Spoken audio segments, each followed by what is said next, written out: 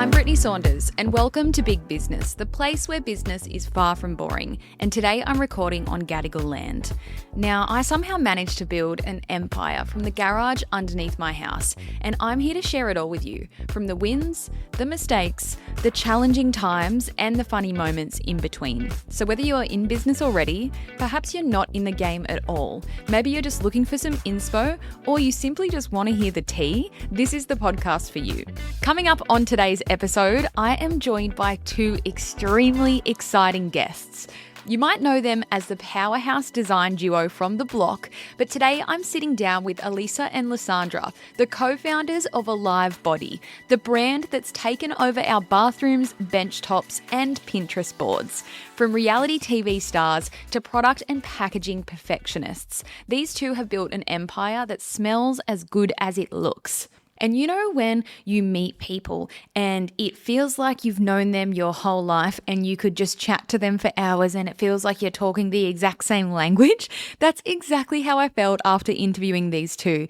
I've never met two more just down-to-earth, easygoing, humble, friendly and funny people, and just all-round great gals in my life. So Alisa and Lysandra, welcome to Big Business.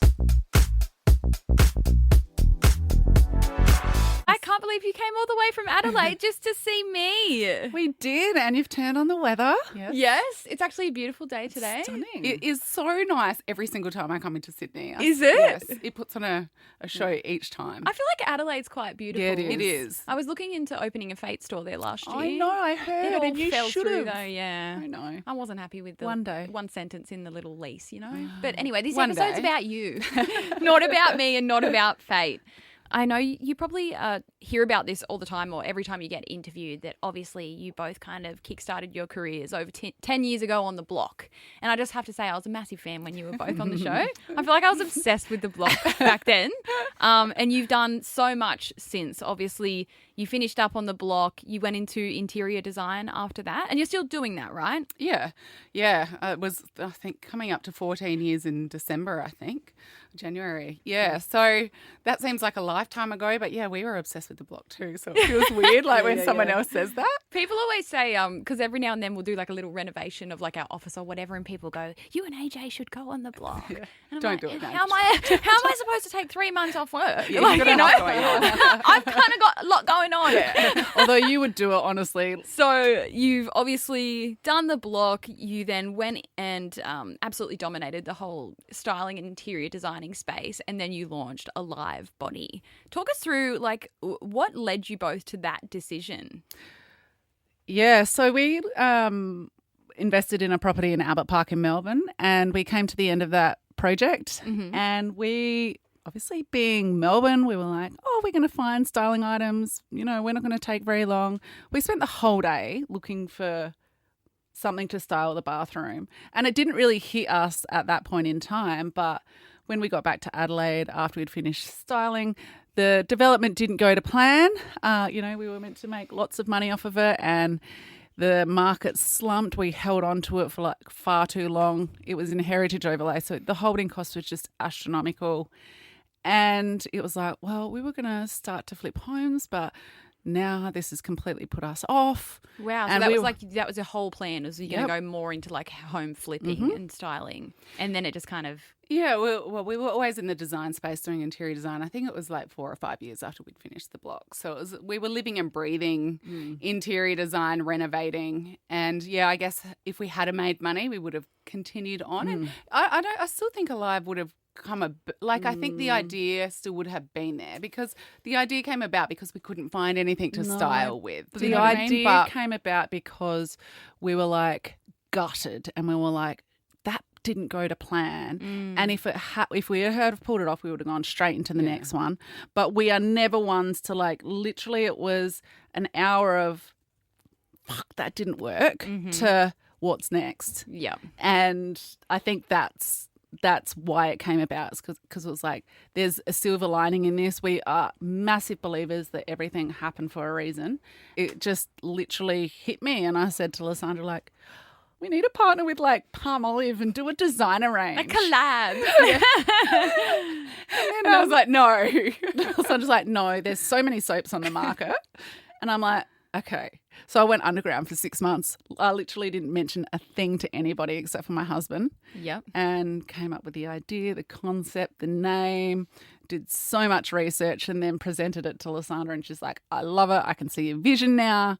And then, yeah, she was all in once she could see the vision come to life. Well, yeah, it developed a lot, but the vision, the brand, remember it was like black bottles initially. Black and white, just to go to. It was black and white. And did you launch with black and white? No. You ended up changing it. It definitely evolved. Yeah. It wasn't interlocking. It evolved over time, but it was the branding, like the name. It was all like as soon as she showed us the brand, we didn't make any changes to it. Like That was the easiest part. And when I say something jumped into my body, it jumped into my body. And I was sitting on the beach and I was like, what does this brand stand for? What do we want it to be? Like, we've got a public profile. It's got to stand for something.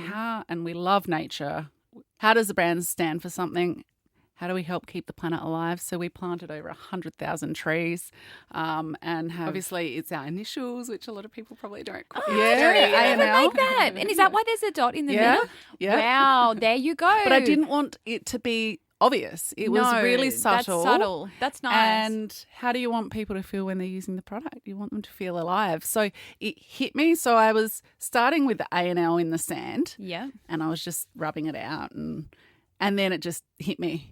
And then I said, okay, kids. And the husband, we're going home. Pack up. I know we've been here for 10 minutes, but we're going home. And then it was the last time they ever went to the beach because I've been busy ever since. Actually, it was the last time I ever saw them. They're still at the beach now. I better go see if they're all right. Living on fish. What was that? I love it. Okay, I was going to ask you today, like, about the dot because I wasn't sure. Getting back to the podcast, I wasn't sure if it was like a trademarking thing, but it makes so much sense that it's like your initials and then you've separated them that way.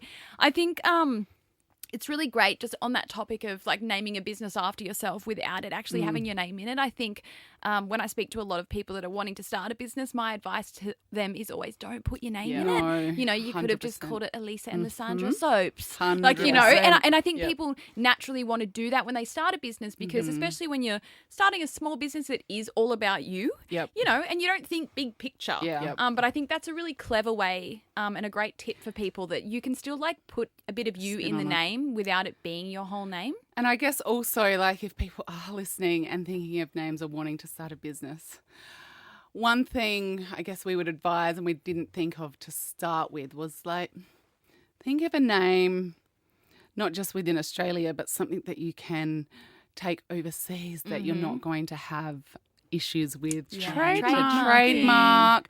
Don't do something really common that everybody's going to have. That is definitely like little things like that along the way. You're like, hindsight, you know, we've been pretty lucky, but I guess if somebody had have told us that back then, maybe we wouldn't have chosen that name. I mean, it is the most perfect name and we've been very fortunate to trademark in most countries now, but it has been definitely a struggle because they don't look at the dot. They just look at alive. They don't look at alive body. They look at alive. And it's a pretty, like, alive. Like, it's not like it. Like, fate would be a little bit harder. It is. And you know what? Like, the only reason why I spelt fate differently, like, I was maybe 24 when I came up with the name of Fate and I had no clue what I was doing with anything. I was just Googling everything. And I played around with a bunch of words that I liked and I knew that I didn't want it to be my name. I was like, no, I don't want this to be my name. Brittney Saunders, a label. Like, you know, back then everyone was starting labels and calling them that. Like, Brittney the label. No, thanks. It doesn't have a ring to it. But the only reason why I went and put the Y in there and like changed it was, I didn't even know about trademarks back then, like fucking clueless. But I thought, maybe someone will come after me one day if I spell it the right way. And like that's the reason why Fate is spelled different. I know, and thank God that I did that. Thank goodness that I did that because no one's come after me. And I guess on that as well, like people don't understand that you do have to have its categories, right? So it's classifications. So you've got a different classification to us. Yes. So we could just say start Fate. We could start Fate skincare. Yes. Because it's not in the same classification. Yeah, and I think it's always difficult for people when you're starting out a business, you have such a small business mindset that you think, oh, I don't need to worry about my name being unique enough, because you could think like, I'm never going to be big, or I'm never going to be global, but you never know. So I think it's always best to think from like a big brand state of mind. Definitely. and think, maybe one day this is going to be a massive conglomerate and I want to go global. 100%. So that's great advice. I think for these owners. days as well, entrepreneurship is such a bigger thing. Do you know what I mean? Like Yes. Back 10 years ago, it was not really. It wasn't a cool spot- to it go wasn't and start an cool. And e-com brand. podcasts never existed. Yeah. either. Like, how many business podcasts are out there now where people can jump on and listen to and learn so much from? Yes. Like even when we were starting out, it wasn't really a thing. You had a few around, but it wasn't like it is now, where people really can jump on to and listen and like learn from other people's mistakes. Exactly. That's what it's all about. I say that when it comes to business, it's quite literally just doing things and fucking it up and then going, I'm never going to do that again. Or like, I'm going to do that, but I'm going to do it this way. And some hurt more than others. And then, Yes. I think that's But what... there's always a reason for it though, right? Like those Absolutely. mistakes. And it was funny, I was talking to a friend the other day because I am so into the AI space at the moment. And I was talking to her and I was saying, imagine starting a business now, how much easier it'd be, because you've got so much easier. But if you can survive doing the hard yards for so long, learning the fundamentals, getting your hands dirty, building that resilience, like you can like smash it in today's, you know. 100%. Like the resources that we have now, Yeah. even for example, just this morning on the way to Sydney, I had like our head office call me and they're like, something's happened in our emails and we couldn't email anyone outside of our Fate domain. So like we were getting like emails rejected. And straight away, I'm like, because I'm in the car, so I can't do anything, but I'm the one logged into like our GoDaddy domain stuff. Yep. So I'm on the phone, I'm fucking trying to give the girls a password. I'm like, I can't fucking think of the GoDaddy login password. We got in the end, and like, so the girls are in the office are in, and I'm like, ask ChatGPT, like get on there, screenshot the bounce back email that we're getting, and then bing, bang, bong, it told us exactly what to do. The one little code line that we had to change in our DNS settings. Yep.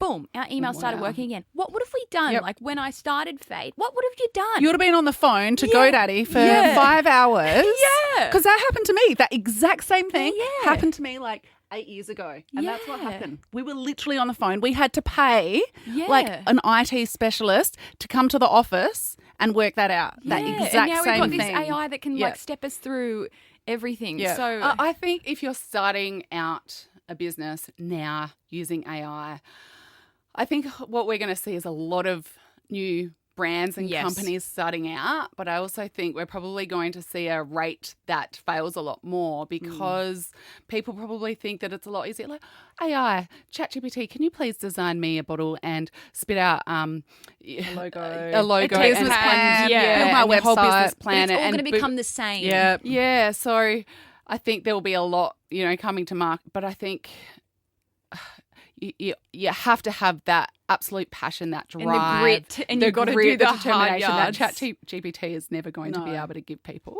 And I think on top of that, there is no more important time right now than to create a brand that actually resonates with people and that human element behind it. Yes. Because otherwise it's just emotionless. Yes. And that's what people buy into. And on the topic of like AI and ChatGPT, because I know it's a very like hot topic and people are talking about it, whether it's amazing or if it's going to ruin the world and everything in between. I heard someone saying, I think Xander actually sent me a video with like the rise of AI and how everything is becoming like, you go on a website and it's like AI, and I'm like, I want to talk to a person, like I'm saying, talk to someone. People are also going to be craving more like human interaction and that like in-person kind of feeling. So whilst I'm like all for embracing AI and using the tools to help me be better at my role, I think we also like need to keep like our communities strong and that like person-to-person connection because the whole world's going to have probably flying robots before we know it. Totally. Well, and I think, you are that. As a brand, we probably need to be more of that as much as we are in front of the camera doing, promotional stuff. We we're actually quite introverted, and we would be happy to live on a farm, never to talk to anyone again. Yep. But we understand our role is to obviously be there for our community, and we love it. But it's not a natural thing to us I to think that's do a hard thing, because we're living in this world, especially now, you know, you hear the word personal brand like every day. Like it's all about your personal brand. And what's funny is, whilst that's like a big thing now for entrepreneurs, like you need to have the personal brand, your community needs to connect with you. Like for myself, for example, you know, I've been making content since I was a teenager. I had the personal brand before that was even like a business strategy. You're And people the like, OG. Brittney Saunders is a great example of someone that has a strong personal brand outside of her business. I'm like, bitch, I had that personal brand before that was even a thing. So don't say I'm doing great at having a personal brand. I'm the benchmark of it. I started it. But it is really tricky because, you know, owners do feel so much pressure to be the face of the brand now. And we know how powerful that can be. But at the same time, the hard thing is it's not for everyone. No, it's not. Like not everyone wants to show up on camera. 100%. But I know a lot of business owners are feeling the pressure to be on camera and speak on camera, which some people find so awkward. That's us, believe it or not. People are like, you guys are so natural in front of the camera. You know, you would never think that. I would never I know. think that it would be natural for you both. I think it's hard because we don't just have al.ive. We've got al.ive, we've got our interiors, we've also got us as a personal brand. So we kind of are juggling 3 different balls all the time. So for somebody that's just running a brand, that's their sole focus. So, you know, we have quite often like a Design Duo series where it's an online 6-week series, and we take all of our followers along, and we're behind the scenes, and we're telling people like this and that. And that's very organic to us. That's just an extension. It's just who we are. But I think from a brand perspective, it just feels not as natural to us. Yeah, but it should. Yeah. But I also think we are so fucking knackered by the end of the day. Like we have literally been working, when we finished the block, we were probably for 6, 7 years, 8 years working until 2 o'clock every morning. Wow. And then now it's, you know, get up at 5 a.m, home by 7:30 p.m. It's pure exhaustion, managing 40 staff. You know, like the last thing we feel like doing is jumping on social media. Yeah. After taking our kids to sport, dropping them to school, feeding them, homework, washing. And then every time you put something up, people write back, or like DM on Instagram, you're like, oh, fuck, I've got to write back now. I know. It's almost like part of your routine, isn't I know. it? And I feel the same sometimes. Like I really can resonate with that. You know, we work Monday to Friday, so I'm working with my team Monday to Friday, but then like having that personal brand that I've obviously had well before I started Fate, I still feel like I owe it to my audience to get on my stories every night and be like, hey everyone. But then sometimes I just have nothing to say because like I've just might have had like a fucked day at work and I've been in some HR meetings, you know, and then I get home and then I feel like a fraud in a way, because let's say I've had like some stuff happening at work and then I get home and I'm like, hey everyone, and I'm acting like everything's fine, and then like I'm sure you both feel the same, but like having this online persona and an audience to entertain, but also being mindful that my staff are watching the way I'm acting on my social media. 100%. You know, you don't want to be bitching about work and you can't, you obviously don't talk about any of that stuff, but 100%. maybe like someone's gotten in trouble at work and then you're on your story, la-di-da-di-da, and they're like, is this person crazy? And the hardest thing is as well, it's like, I think what people don't understand, it's like most people go to work and they go home and they switch off. Yes. And so obviously being business owners, you can't do that. Yeah. So on the weekend or whatever, when you should be on your socials or whatever, engaging, like you engage, but it's not just jumping on and engaging. I don't know what you're like, but right back to every single person. So if we put something up and it really resonates with people, oh, motherfucker, 3 hours later, why did I do that? Why did I put that poll up? So you write back to every single DM? And when she does it, I'm like, you posted it, you write back. I'll get stuff and she doesn't. I have to bloody write back. I've got a friend who is like a content creator and influencer, and she has since the beginning of time written back to every DM. And I've always looked at her doing that and thought, I want to do that, but I've never committed myself to replying to every single DM. When I post something and a heap of comments will come in. I'm always in the comments, like, for the half an hour after a reel has gone up, interacting with everyone. And then, like, as for my DMs, I reply to them just sporadically. Like, if someone says something, I'll start a conversation with them. But I've never committed to replying to every single one. It might be a like or an acknowledgement. It's not a reply to everybody. It might just be a heart. It might just be a heart. But, but I think that's really nice. And I think it's like a really good community building tool. And we do have that. Oh we really have a community, and that is because we do put in the effort with them. And I know it means so much to them. So, yeah, I mean, we sometimes... And you get the regulars daily. Oh, yeah. And then you feel like you just have to start engaging because you've done it and you don't want to be rude and you just, and they obviously love it. It takes up a lot of time. But it goes back to that, like, never switching off, and probably why we don't do it as much as what we should do it. We put photos up of our cats and reels up of our cats. That's easy because it means we don't have to be in front of the camera. Yeah. Just turn into a cat page. And we're crazy cat lady, and I'm like, oh my gosh, I really want to. But then it's that fine line of turning into like this crazy cat lady. Now we're 40 and it's just cats. It's like, oh my God, we're actually damaging our brand. What do they call it? Perimenopause? Stop. I haven't heard that one. Well, back to Alive, because I feel like we've just gone way off track there. We're talking about cats. Before you launched it, did you know, like, did you have that feeling deep down inside of you, like, this is 100%. This is a shadow big of a doubt brand. Yep. Couldn't have told us otherwise. How good is that? Yep. I sold my house. Holy shit. Yeah, to fund it. And moved into a little shitty friend's granny flat for 3 years. Because that's how much you knew this was going to be worth it in the end. I put all my life savings into it. Wow.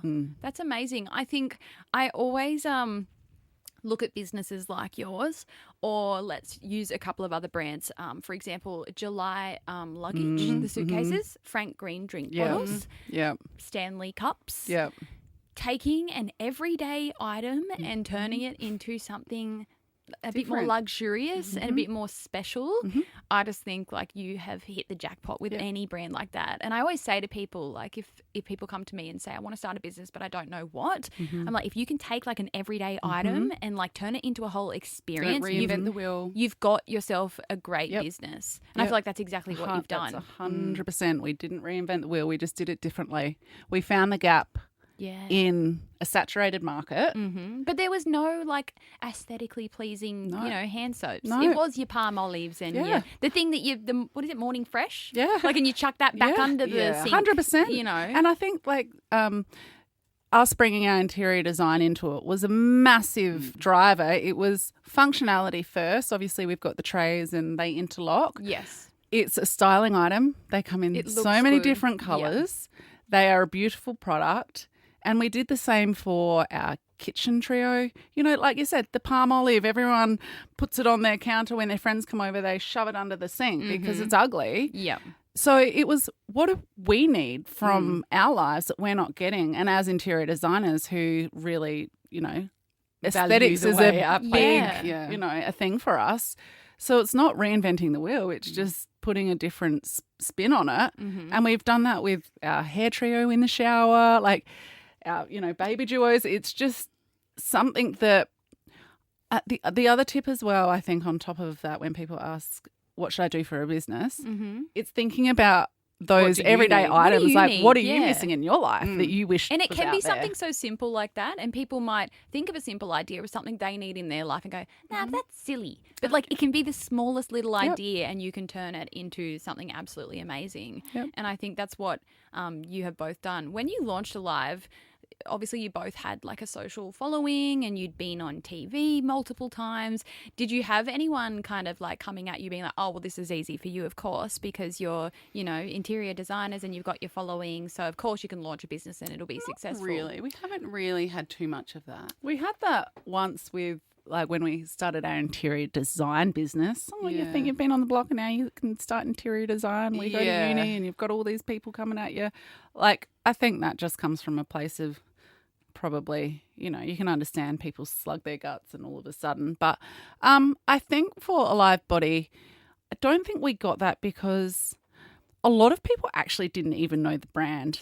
Probably still to this day is associated to us. But well, that's actually a good comment. Oh, it is a because, great- yeah. Yesterday, when I was at work, I was telling one of the girls at work that I was interviewing you both, and she made the connection in her head that it was you two that owned the brand. Oh. She's like, is that them? Yeah, Like, you know, so she knew the Oh. brand and she Yeah. knew you, but she didn't put two and two together. Like, we can't sit here and say that when we launched, not having a platform didn't help. Like, 100% did help. Having that profile, having that, you know, public persona definitely helped launch Live Body. Without a shadow of a doubt, it now stands on its own. Yep. We would have got there in the end, Yes. but it helped. It was a platform. And Yeah, sure. I wholeheartedly agree with that. So, like, much like me having my online following when I launched Fate, maybe it was a little bit more savage for me because I come from like the influencery YouTube kind of background, and I had a lot of people going, "Oh, well, this is going to be so easy for you." And to that, like I always say, like it's one thing to like have a following or a public profile and launch something, but then to actually be able to sustain that Yep. business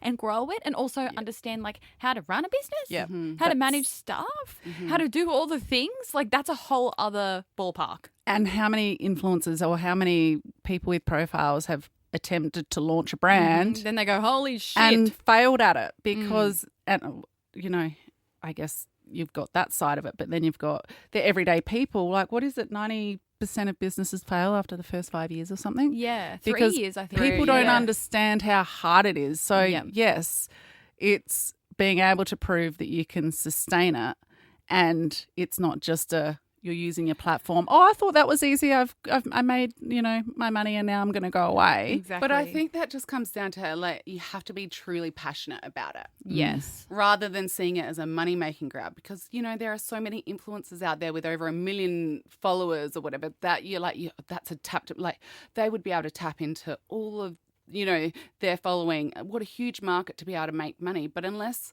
it's something you're truly passionate It's not going to work. it's never going to work. Do you think it's important that if someone is starting a business, it's got to be something that they love? Without a shadow Hands of a down, doubt. because 98% of the time it's just fucking hard work. You know, like honestly. Yeah. Like honestly, there are every single day I'm like, how do we keep going? How do we keep going? And you just do, because that's just the personality. Yep. But it's like no wonder people quit. Yeah. Like unfortunately people quit too early.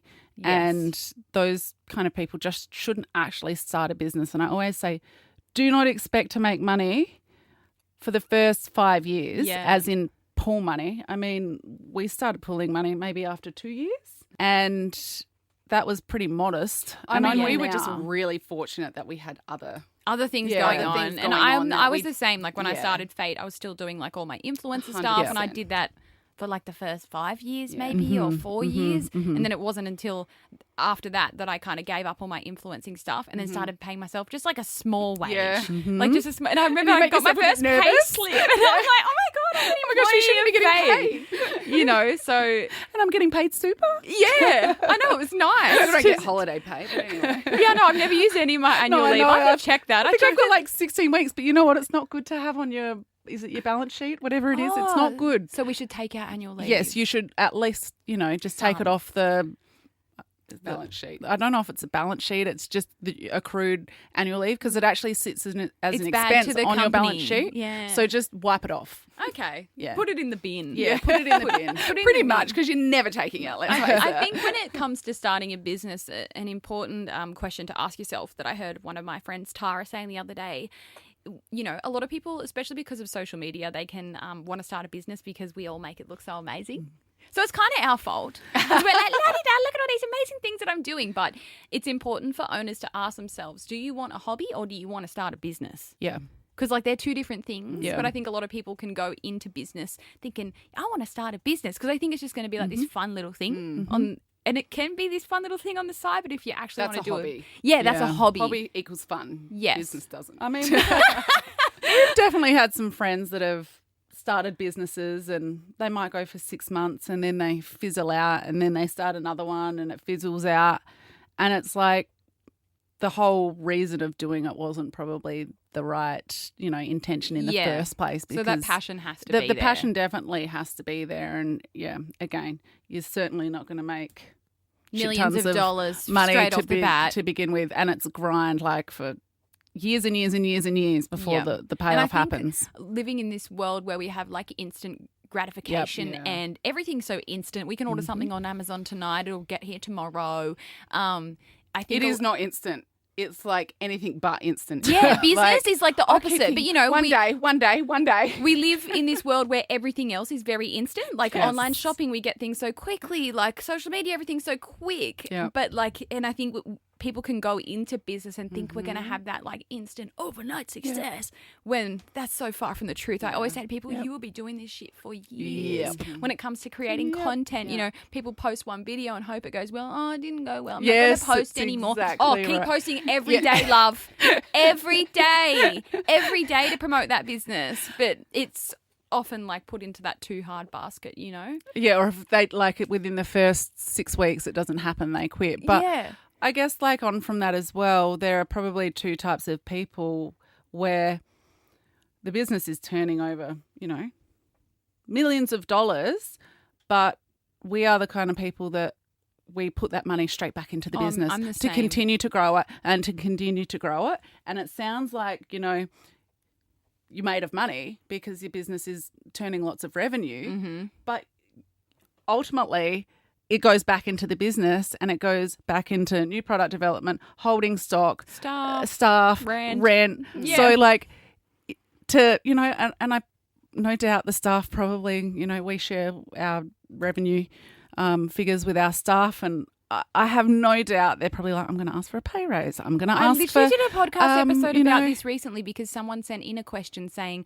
my staff are seeing my sales in my store and they're coming to me asking for a raise because we have like a good weekend or whatever. But it's really difficult because it's not my responsibility to educate my staff on all the expenses of the business. Yeah. And so I did an episode about this because that's such a tricky area to be in, isn't it? When staff are seeing your sales and think, wow, they're making millions of dollars, but... like we're not. And they can't comprehend that. Yeah. And so your leadership team, like our leadership team, they're privy to, you know, the net profit, which is really a true indicator. But even the net profit could look higher, but you're still reinvesting that money into stock. Like the profits might be great, but I'm going to use that to fund the next grow the big thing that we're business.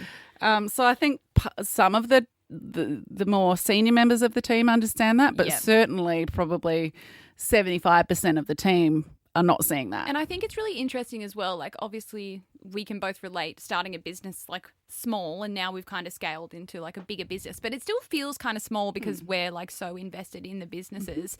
And just in this whole like e-com world that we're in, I think back, you know, maybe 30 years ago before like e-com and everything barely existed or whatever, I don't think there would be this closeness in between like small businesses and staff and them knowing all of these stats, but because of like all the platforms we use and Shopify and everything. Totally. Like I feel like back in the day, You'd have to get your book out back in the day. like I don't totally. think staff would have So access true. to these kinds of numbers, and it's just funny like living in this modern world To share so much. that our staff can go on our Shopify and be like, oh, look at how much they made on Saturday. AJ and Brittney must be loaded, you know. But then it's hard as well because it's e-com and they need to know their metrics because they've got KPIs, so they're the ones in there going, you know. Yeah, it's so interesting. Yeah. So what year was it that al.ive actually launched? It was 5 years. It was 5 years. 2000. It was the week that COVID hit. Yeah, was that 20 or 21? The actual week that 20. COVID hit. And did you find on that, did you find that was like a great success for you? Oh my God. Well, you don't like to say yes off of the back of something that was so awful, but we went live the very week that Australia shut down, like that COVID hit. And we were like, do we just hold off the launch and just wait for this to be over and done with? in a couple months, you know. We did it. Wishful thinking. But I mean, who would have thought to launch a soap and actually washing hands. And everyone's you like, guys, did you your sales would have do went that? through the roof. Oh my God. Washing it was hands and you were launching everyone was soap. home. Everyone was home. Everyone had money to spend on making their homes look good. They had to wash their hands. Their hands were dry. They had to moisturise their hands. We had to wash our hands 16 times a day when it was COVID. The only thing we didn't have at the time was sanitizer, and we were kicking Oh, ourselves. imagine if you'd done the sanitizer as well. You would have hit that absolute jackpot. I know COVID for a lot of businesses was like their biggest boom. Let's say businesses that even existed before COVID COVID happened, and like you said, everyone was at home. Everyone had this free money that the government was giving us, and everyone was spending up big. So e-com especially thrived during COVID, and obviously you launched during COVID. Off the back of that, did you see like a taper down in sales at all once COVID kind of? We've been one of the lucky. Pretty significant growth, I think. Like last year we grew, like we've had 230% growth, and then we had, so this year I think we're hitting, last year it was like 70% growth. Like it's been huge. Nice. We haven't had the slump like other potential brands that were older than us had. Because I think a lot of people skyrocketed in COVID and got really excited, and then it hit them hard when the world, I guess, kind of went back to normal. And then they're like, holy shit. And they've been forever trying to chase that COVID high. We were very fortunate, I guess, in a certain aspect, weren't we, to launch. And then what we were able to do within that time was obviously develop this community where they wanted to keep coming back and buy further products. So obviously once we did our duos, we brought out new colours, and then we brought our kitchen trio. So we'd secured our customer loyalty within that time. Yep. But they do say, what is that saying? And I'm not going to get it right, is that fortune is a combination of luck and hard work. Or, so yes, we were lucky, but it's also all the hard work. It's all the hard work that it's all about timing. I and certainly, that's all it was. Well, I don't like it when people say, "Oh, you girls are so lucky." That's not that. No, lucky. Luck. You don't get where we are because of luck. Yep. There are certain elements that might work in your favour every now and then. Absolutely. But there's probably more that don't. Yeah, exactly right. And so just 4 weeks ago, you've actually launched into a new category within al.ive, which is your new skincare range. Yes. Look, we were old bitches and we were like, we got to do something for our face. Yeah, so what can we do? So we solved another problem. Where did this idea, when did it come about, and why? We're living in a world where there's so much skincare out there. Did you have any doubts going into this? No. Love it. No. I love the confidence. We never had doubts. So I think initially it first came from back in like the very first year that we launched, we did a pop-up store in Westfield at Marion. And people were just new to the brand. It wasn't, How really did you like out the pop-up, there. by the way? Was it good? It was a little bit shit for us because people weren't new to the brand. It would probably be a lot they different were new now. to the brand. Sorry, they were new to the brand. So our position in the centre probably wasn't we right. Probably didn't nail Christmas packaging. Like we should have. So there were a lot of things. But I'm definitely open to doing another one. But the thing is, that was really good because the amount of people that came up to us saying, do you do skincare? Do you do skincare? And we're like, this is the number one question people are asking. And then from there, that was like, we were so busy designing all the other products. And then it was like, what are we missing? We're missing that effortless routine that, why do you wash your hands and why do you, keep your kitchen clean? Because it's on the bench. So that whole compliance around if it's displayed on your bench, you will use it. And we were so sick of you'd go get a facial, you'd go to Mecca, you'd go to, it's overwhelming, and then you would isn't it? buy Like that. you need this from this brand and that from that and then brand. you don't know what product to put on when, and that brand's from a different, so you just don't, and then it and stays can I behind. mix these two can together? you Is it going to give me a reaction? And it stays behind your shaving cabinet. I would Or in your honestly get up drawer. in the morning and go, I can't be bothered cleaning my face. Water, gym. Do you know what I mean? Because I was like, I just became so lazy with my skincare because it was too overwhelming. Yep. Yeah. So the whole concept around it was this effortless skincare and the compliance around using your If it's products. front of mind. Having it on your bench Yeah. displayed nicely and everything matching. So it took a long time because we are very proud palm oil free company and we always will be. And we were told early on, and a lot of our competitors have statements on their website saying about palm oil and how they have to use it because there's no other way around it and they source it responsibly. And we were like, if we can't do it, we're not doing it. So we paired up with Australia's best natural chemist and we were like, we've got a challenge for you. We want to create 7 products that take care of all of your skincare needs. And if you say that you can't make it without palm oil, like with being palm oil free, we don't want a bar of it. Yep. So she took the challenge on and it cost us so much money to formulate. It was so challenging. There were so many iterations because, it's the first time that she had created a fully palm oil free collection. So no, the journey was it was very lengthy, but very exciting. For people not familiar with ingredients, like what is it about palm oil that isn't good and why you don't want to use it? So if you look at even your food and your cosmetics, nearly every product out there has palm oil, and it is really destructive for not only animal species like orangutans, but when you think how much palm oil is being used, they have to be cutting down trees to be able to make these products, which means orangutans, other species. But not only that, it's the community, it's the local communities as well. And a lot of these plantations are not getting built, replanted. And so the destruction is just massive and it's devastating. And when Lysandra and I started Alive Body, it was how do we help play our part in keeping the planet alive? And that was our number one deal breaker for us. We're like, this is what we are standing for. And it costs us about 30% extra to formulate than without using it. Yeah. And not only that, the R&D around it is probably 300 times larger than what it would be.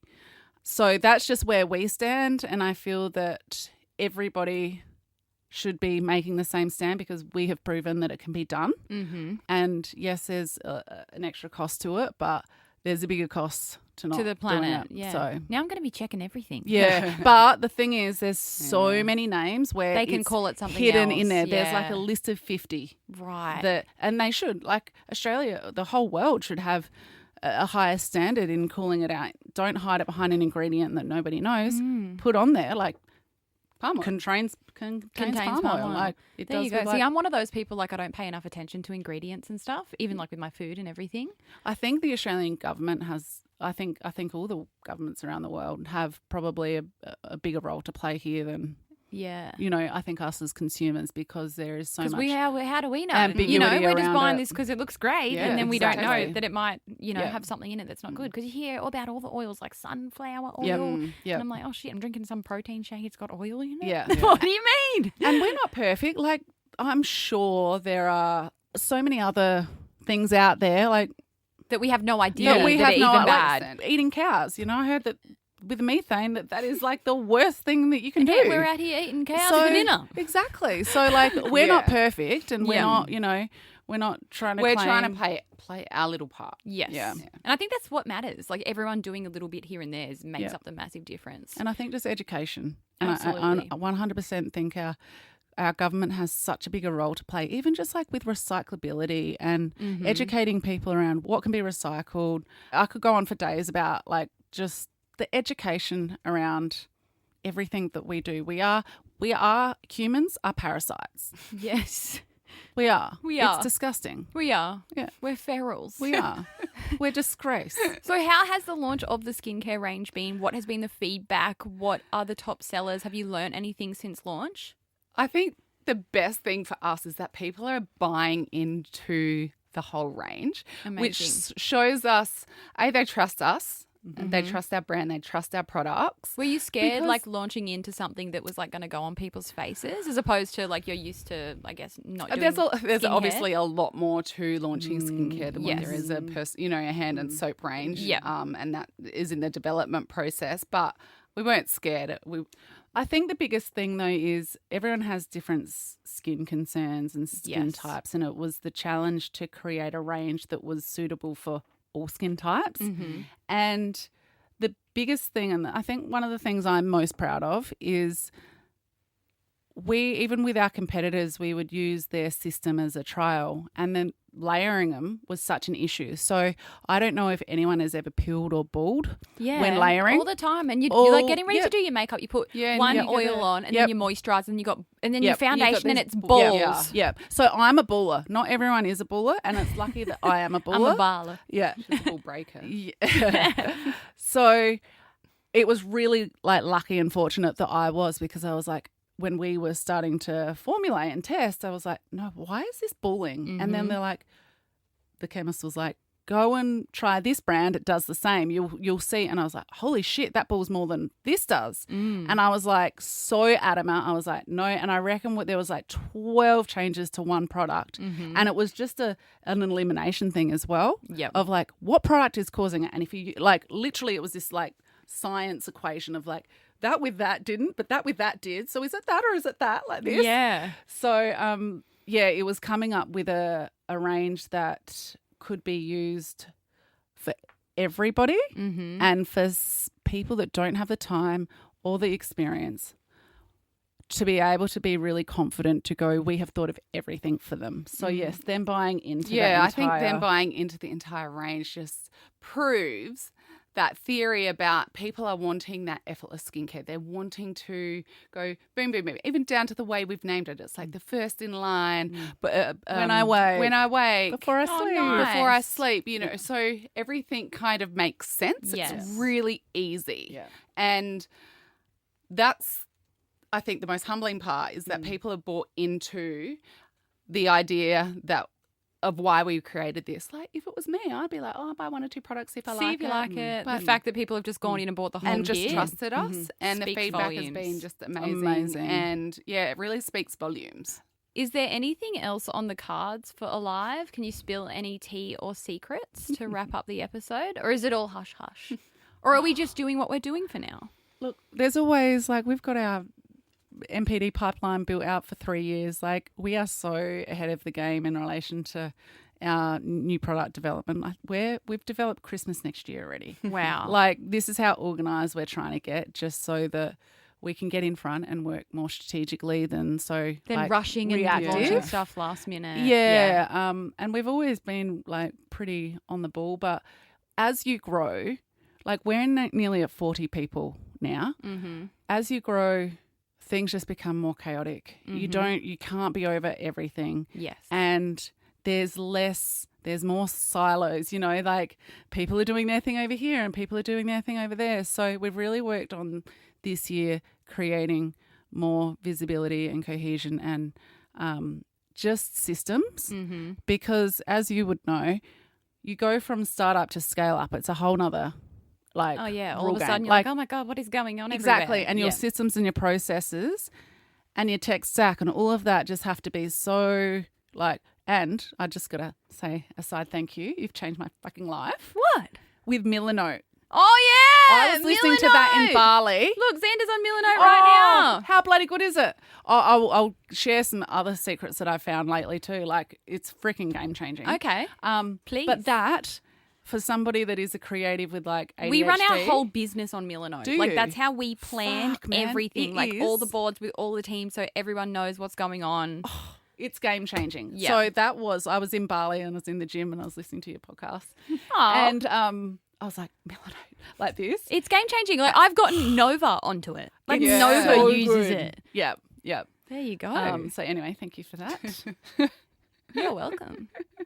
To wrap up every big business episode, I always end, well, I mean, if you listen, you know, I end with a tip of the week. It can be like a life hack. It can be a business hack. I feel like you've already given us so many tips and hacks throughout this. But do either of you or both of you have a tip of the week for us? Jeez. You know how quite often we can be like, we just need to get to that step and everything will be okay.